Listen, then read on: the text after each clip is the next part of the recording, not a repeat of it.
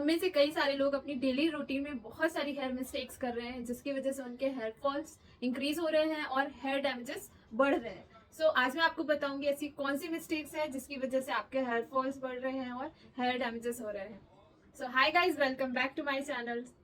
The number one mistake we do is not washing our hair. हम अपनी busy life schedule की वजह से अपना हेयर वॉश करना स्किप कर देते हैं, जिसकी वजह से हमारे स्कैल्प के पोर्स जो है क्लॉग्ड हो जाते हैं और हेयर फॉल इंक्रीज होता है। इसलिए हमेशा आप 3 से 4 दिनों के अपने हेयर को वॉश करें।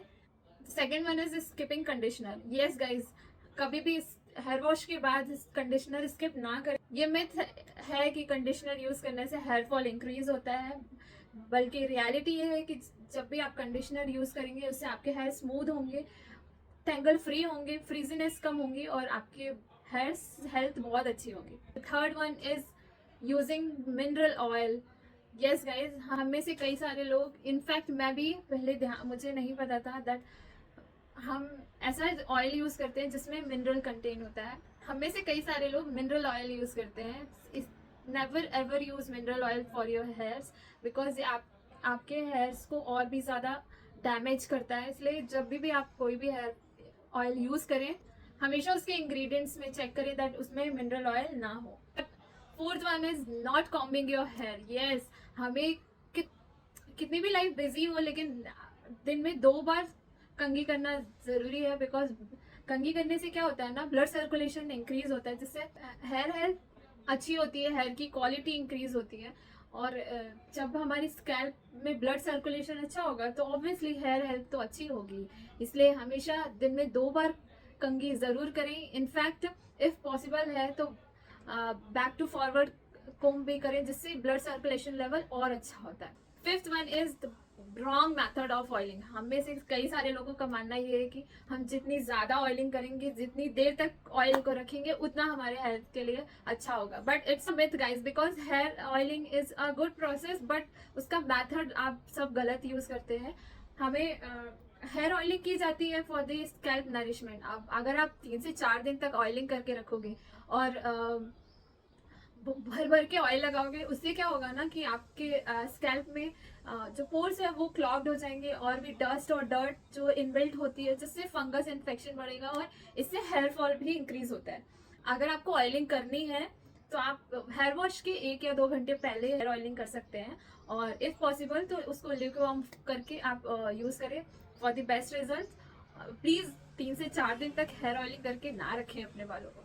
6 one is tight hair style. Yes, हम बहुत सारी हेयर स्टाइलिंग के में हम क्या करते हैं, बहुत टाइट अपने हेयर्स को टाई करते हैं, जिससे क्या होता है हमारे क्राउन एरिया से बाल जो होते हैं वो डैमेज होने लगते हैं। ऑब्वियसली अगर आप किसी चीज को बहुत खींचोगे तो उससे क्या होगा, वो अपने रूट से निकल जाएंगे। तो यही होता है हमारे हेयर्स के साथ। अगर आप ज्यादा टाइट हेयर स्टाइल बनाएंगे तो उससे क्या होगा, हमारे जो बाल है वो खींचेंगे और वो अपने रूट से बाहर निकलेंगे। इसलिए कभी भी बहुत टाइट हेयर स्टाइल ना करें। Try to do a loose hair style, जिससे आपके जो आपका स्कैल्प है उसमें इरिटेशन ना हो, टाइटनेस ना फील हो। ऐसी हेयर स्टाइल करनी है for the good hair. The 7th and last mistake is wrong method of using shampoo. Yes, हम में से कई सारे लोग शैम्पू को डायरेक्ट स्कैल्प में लगा के और शैम्पू करते हैं इन अ ड्राई हेयर, जो कि बहुत ही गलत मेथड है शैम्पू करने का। राइट मेथड है शैम्पू को यूज करने का, उसको पहले आप किसी भी या तो वाटर में या फिर आपने जो भी होम रेमेडीज बना रखी है अपने हेयर्स के लिए, उसमें डाइल्यूट करके हमेशा हेयर में यूज करें, और हमेशा अपने हेयर्स को वेट करें before using shampoo. This is the correct method of using shampoo. So these all are the hair mistakes we do in our daily life, और जिसकी वजह से हमारे हेयर फॉल्स हो रहे हैं, हेयर डैमेजेस हो रहे हैं। ये सारे जो मिस्टेक्स हैं मैंने खुद भी किए हैं अपनी लाइफ में, और मुझे उसकी बहुत ही सीवियर रिजल्ट्स भी मिले हैं, जिसमें मैंने बहुत ही सीवियर हेयर फॉल फेस किया है और मेरे हेयर बहुत ही डैमेज हो गए थे। पहले से मेरे हेयर्स इतने लॉन्ग एंड शाइनी कभी भी नहीं थे। मैंने ये सारी मिस्टेक्स को सुधारा है और अब मैं ये सारी हेल्दी हैबिट्स यूज करती हूँ for my healthy hairs. So that's all for today's video. I'll come with the next video very soon.